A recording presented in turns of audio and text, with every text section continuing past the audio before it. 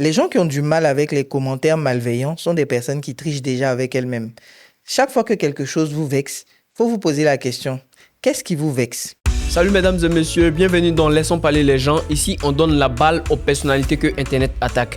Moi, c'est Clinteles, votre animateur que vous allez finir par préférer. Et à chaque épisode, j'accueille des personnalités dont les faits et gestes ont été vus et revus sur les réseaux sociaux.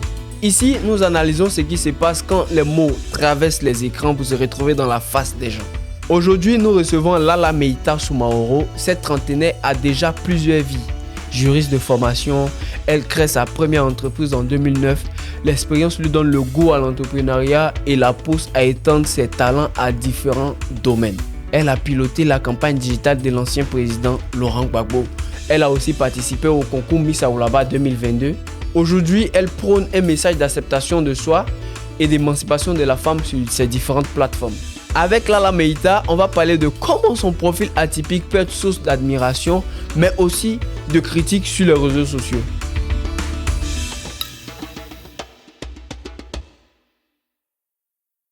Bonjour Lala, j'espère que tu vas bien. Bonjour Clinteles, oui ça va. Avant de commencer, mon équipe et moi, on a essayé de faire des recherches sur Internet. Donc, on allait chercher des mauvais commentaires, comme on le dit, mais des propos haineux sur toi. Ouais. Et donc, j'ai essayé... Ah, tu as dû en trouver pas mal. Hein? Ouais, quand même. On va faire un jeu avec, en fait. C'est-à-dire que moi, j'ai essayé de te lire les commentaires qu'on a reçus.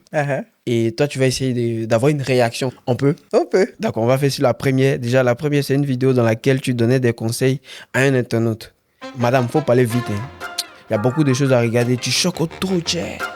J'ai répondu ce jour-là, j'ai répondu. Mais va regarder ce qui est court, quoi. Les gens intelligents regardent ce qui est long. On m'appelle Tac TV. D'accord. Deuxième.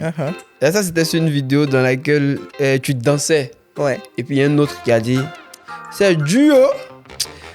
Tu as mis gain ou bien? J'ai même pas vu ce commentaire. Pourtant, tu as répondu. Ah bon, c'est que j'ai oublié. Tu as dit oui.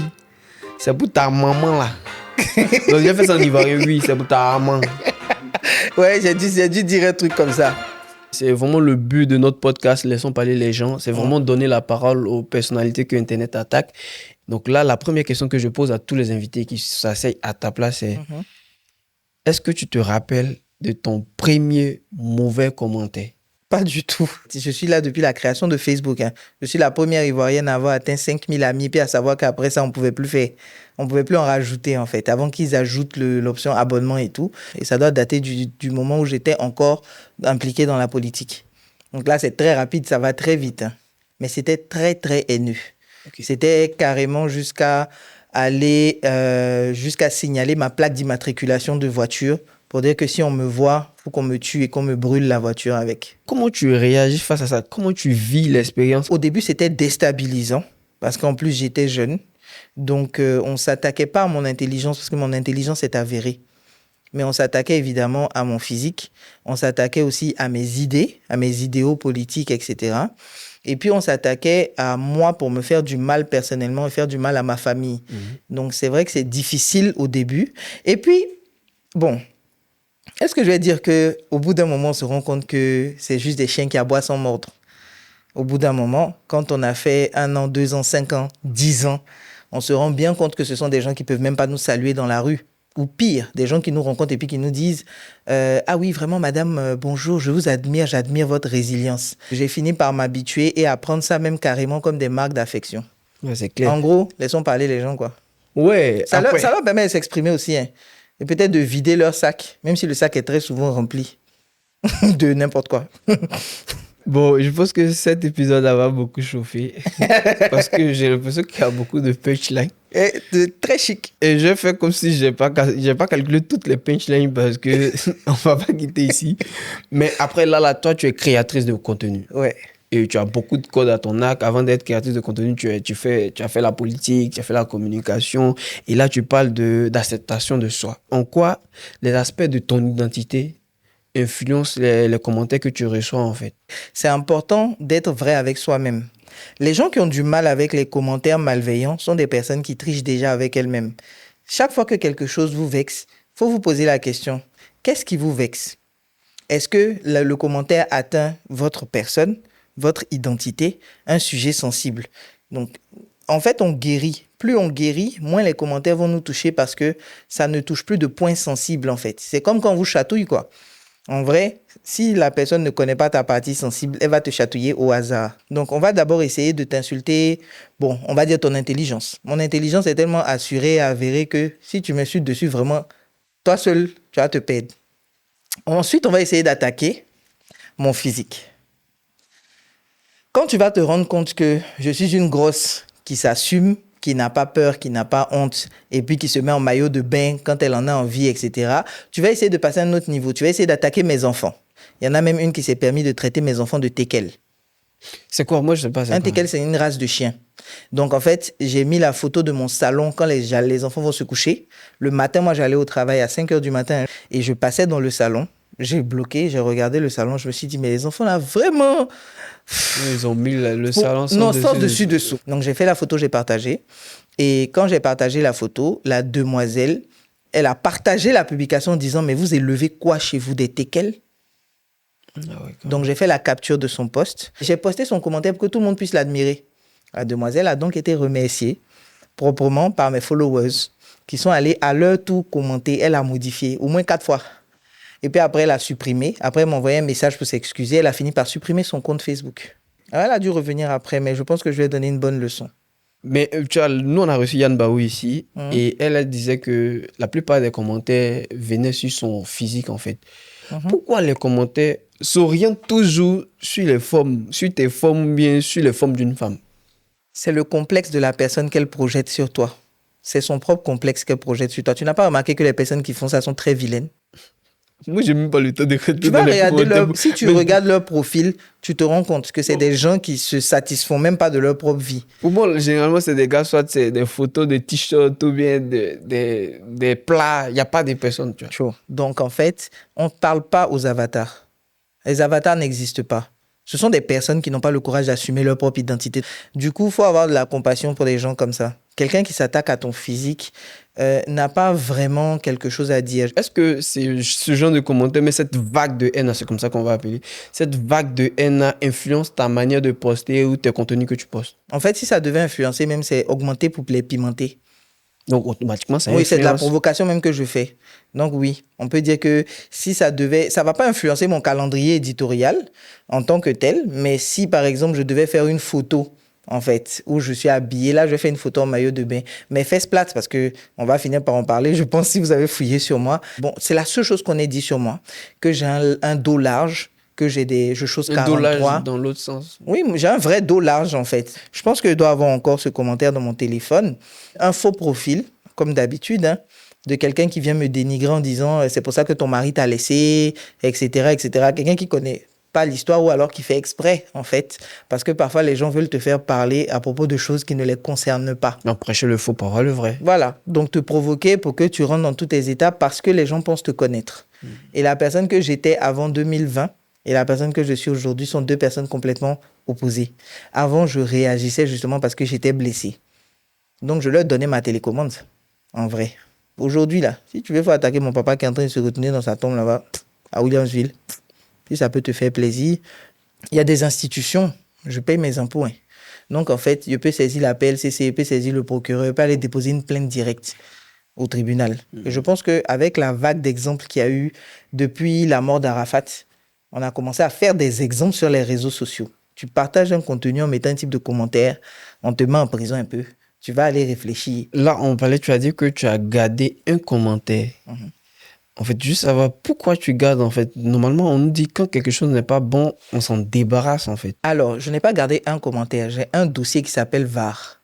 Et dans ce dossier qui s'appelle VAR, je garde toutes les VAR de toutes les vagues de haine qui ont eu lieu contre moi. Il y a des personnes qui même m'avaient rendu service, avaient de bons rapports avec moi, se sont retrouvées dans ces commentaires-là. C'était quoi la situation qui a créé tout ça, en fait? Alors, je n'ai jamais eu de feedback négatif sur les réseaux sociaux avant 2019-2020.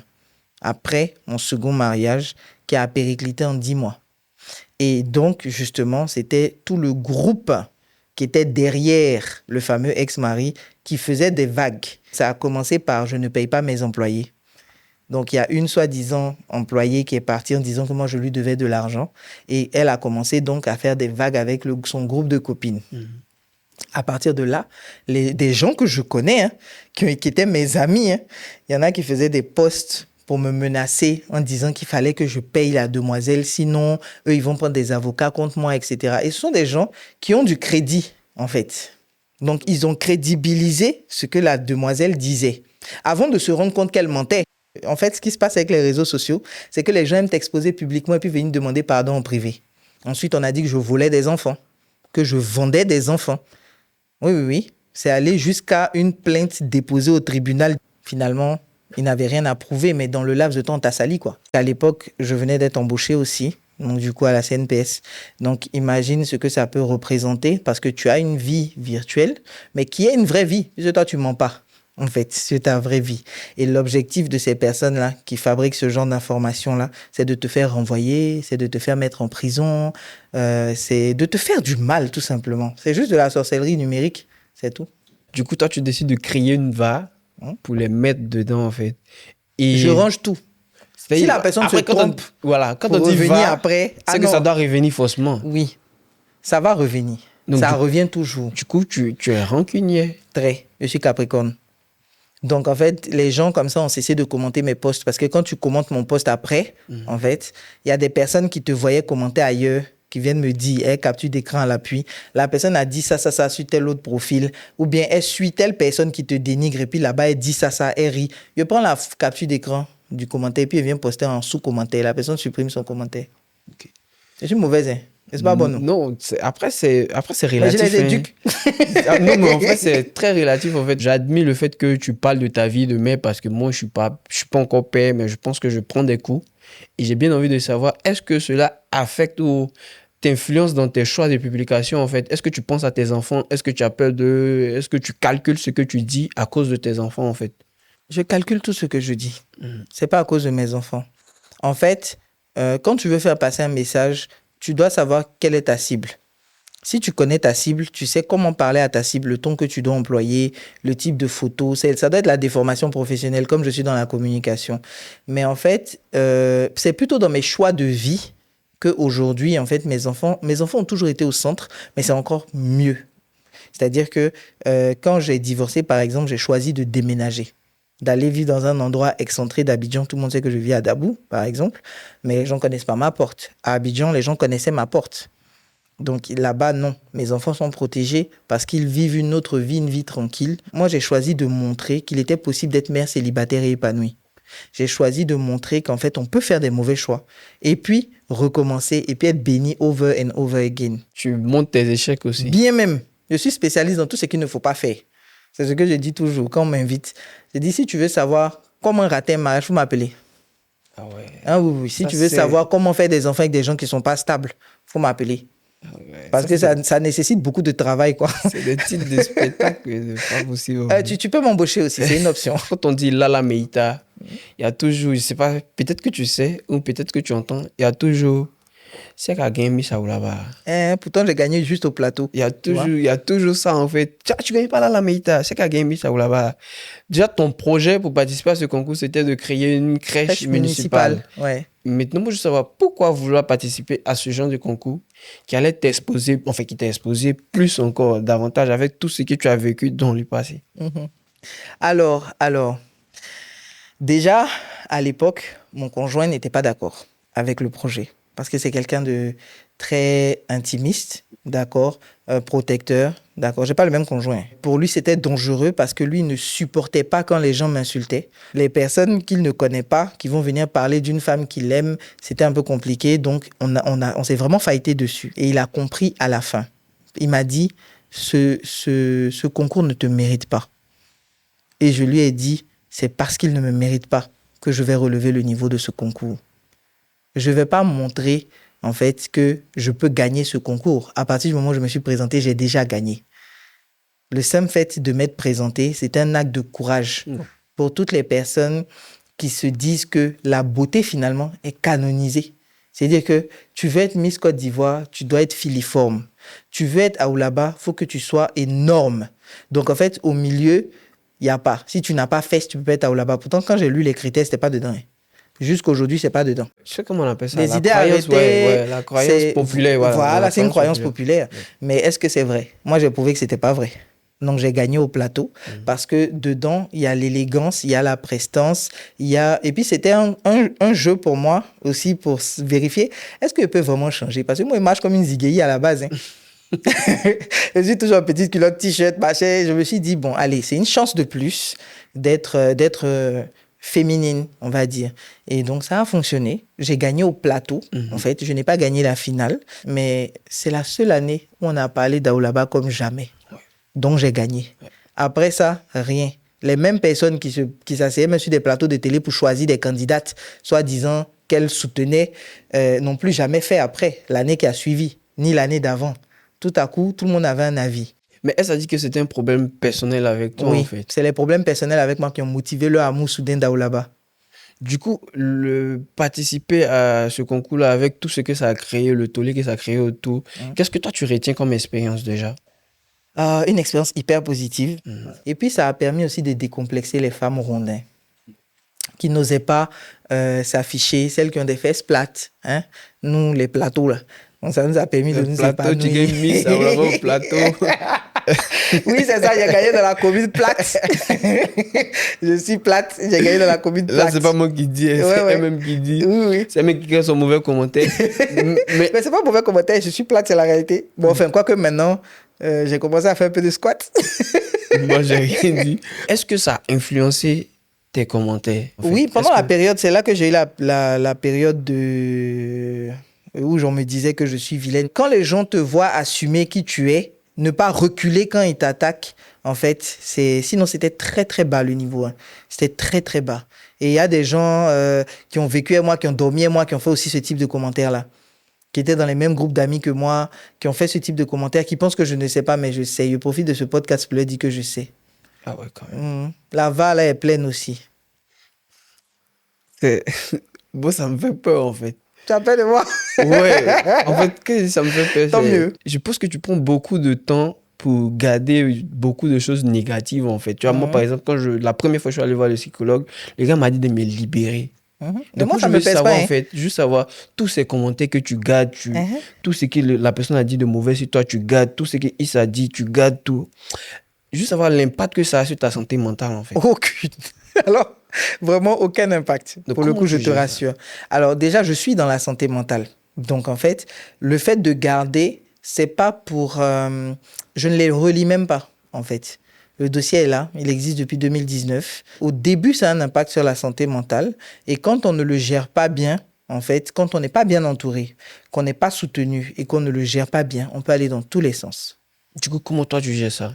Moi, je suis très, très bien entouré. Dès le début, alors que j'étais encore dans la politique même, j'ai toujours été entouré de personnes qui me soutenaient et qui m'assuraient que ce que je faisais était bien, en fait. Ensuite, moi-même, j'ai toujours été persuadé de faire la bonne chose. Quand on vérifie tes réseaux sociaux, comme moi je scrolle souvent, je vois que tu es vraiment fan de Imra, en fait. Pas fan, tu es vraiment grande fan de Imra, en fait. J'ai été. Tu es une fois. En tant que communicatrice. Quel impact ce clash-là a sur les réseaux sociaux et par ricochet sur les jeunes? Ça participe à l'éducation. C'est-à-dire qu'on va finir par éduquer les gens. Moi, je te dis que, par exemple, je parlais de Didi B, si j'écoute une chanson, etc., ça ne me générait pas plus de commentaires que ça. Pas plus de likes que ça. Je fais une vidéo sur Imra, j'ai 100 000 vues. Juste parce que je mentionne son nom.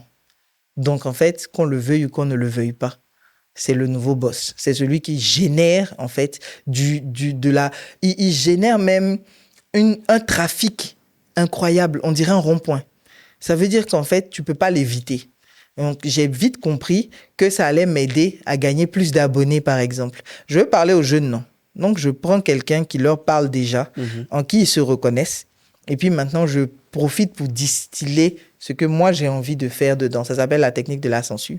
Tu la connais pas? Moi, je veux savoir, qu'est-ce qui te rend le plus fier dans ton métier de communicatrice, en fait?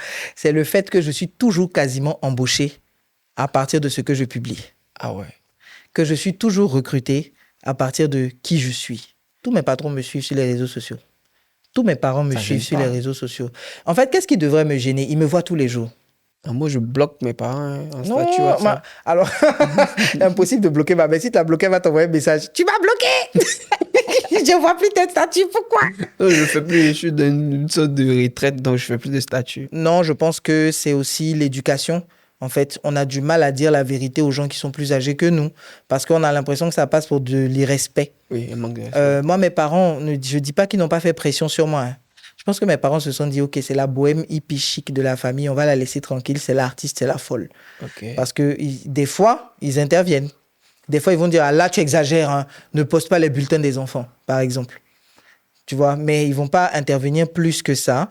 Et ils vont me laisser parce qu'ils savent où je vais. Au début, c'est difficile, quand tu crées du contenu, de faire comprendre à tes proches et à tes parents que toi, tu sais où tu vas, mais que tu n'as pas besoin de le leur expliquer nécessairement. C'est ça qu'on appelle être adulte.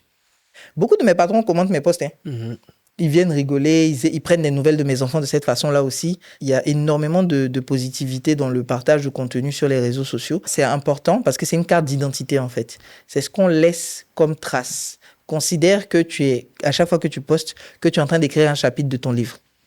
Et tu verras que si tu as l'habitude de partager régulièrement ce qui t'arrive, tu vas impacter beaucoup plus de gens. Moi, je reçois énormément de messages de gens qui m'expliquent que j'ai impacté leur vie, que j'ai impacté leur grossesse, parce que moi, je partageais des étapes de ma grossesse. Et également, des hommes m'ont contacté plusieurs fois pour me dire que grâce au partage que je faisais sur mon état émotionnel pendant que j'étais enceinte, ils ont réussi à comprendre ce que leur femme traversait. On va rester dans cette positivité-là, on va pas casser l'ambiance, même si j'aime casser l'ambiance.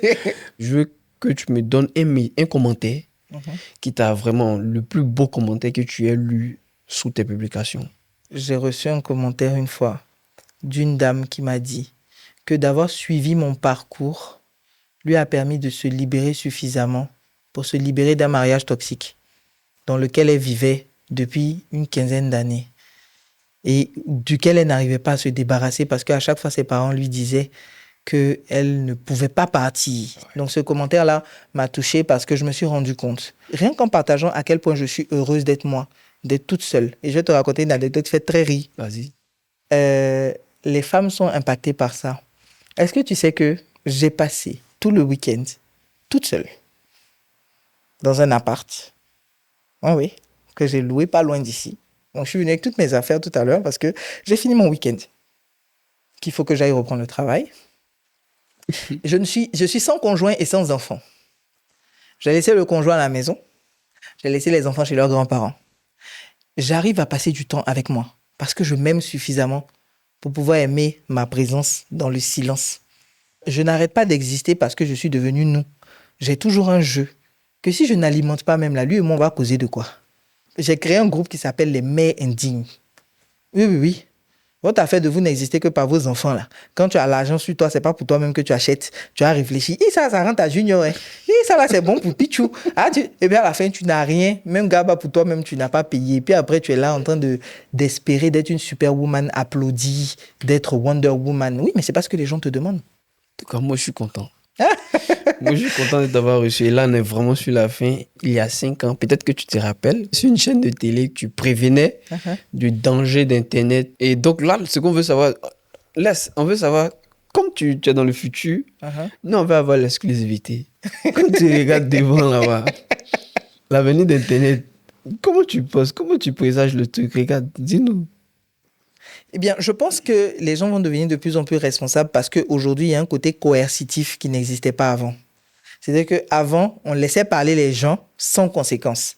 Aujourd'hui, quand tu parles, tu réfléchis avant de parler parce qu'il y a des conséquences. Et des conséquences qui peuvent être très lourdes. Donc, si tu veux pas que tes parents se retrouvent en train de demander merci à la télé pour que tu puisses sortir de prison, il faut absolument que tu comprennes, que tu apprennes de tes erreurs et que tu apprennes à t'améliorer. Qu'est-ce que tu proposes pour que ça puisse arriver maintenant, en fait? Alors, si c'était moi et qu'on me donnait la possibilité et les moyens de le faire, je ferais des MOOC éducatifs, en fait, des modules de formation éducatifs à diffuser dans les écoles, en fait. Et je pourrais faire une tournée. Je pense qu'il faudrait justement impliquer les personnalités publiques que ces enfants-là admirent. Commencer déjà à les éduquer sur le leadership, sur la responsabilité en ligne, sur le fait que tout ce qu'on dit peut blesser. Les mots sont des fenêtres, hein, mais souvent ce sont des murs. Ça dépend vraiment de comment on utilise. Et les mots peuvent blesser. Et les mots, c'est pas fait pour blesser. Il va partager un peu de raisons, on va changer. Oui, oui. Faut donner 1000 francs. Faut donner 1000 francs. Il va te donner 2 raisons. Mais tu vois, une raison à 500.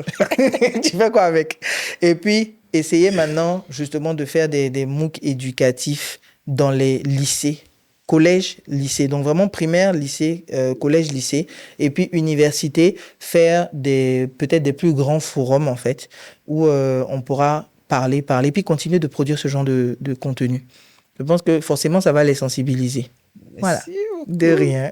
En tout cas, je suis très content et je tenais à te dire merci d'avoir accepté notre invitation. De rien. C'est quoi tes projets futurs proches? Parce qu'il y a futur antérieur, futur proche. Déjà, où on peut me trouver à la CNPS. Okay. Je suis je suis à la com de ceux qui prennent ton jeton. Okay. Travailleur indépendant, tu peux venir. Si tu n'es pas encore déclaré, tu viens faire ça. Très bien. Non. Tu vois, il faut se préserver. Il faut préparer le futur. Il faut donner l'exemple qui est beau. Donc, dans mes projets futurs proches, il y a justement la réalisation d'un podcast sur les thématiques de tout ce qui nous arrive du point de vue de la psychologie. Ok. Donc, j'ai appelé ça psy de comptoir parce que quand tu fais des trucs qui blessent les gens, quand tu dis des choses, ils te disent « Oh, ta théorie de psy de comptoir, là. » J'ai entendu ça 2-3 fois. Et je me suis dit « Ah, il a gardé ça. » Merci beaucoup. De rien. Et puis, à très vite. À très vite. Merci de nous avoir regardés jusqu'à là. Moi, c'est Clinteles, vous savez très bien, votre animateur que vous allez finir par préférer. Un grand merci à la communauté LPLG. On ne fait que s'agrandir. Ça commence à grandir, ça commence à devenir quelque chose de beau. Comme d'habitude, je vais vous demander de partager cet épisode, de nous suivre sur les réseaux sociaux si ce n'est pas encore fait. Et puis, n'oubliez pas de rejoindre notre communauté WhatsApp pour avoir du contenu exclusif. Un grand merci à l'équipe de Laissons parler les gens. Audrey Likoun dans la production, j'ai mis ma question pour les réseaux sociaux. Un grand merci aussi à mes gars sur Abidjan Podcast Studio et c'est des débuts, c'est des robots. Laissons parler les gens est un podcast créé, pensé par Historias Media. On se donne rendez-vous la semaine prochaine pour un prochain épisode. Sur ce, bisous et prenez soin de vous.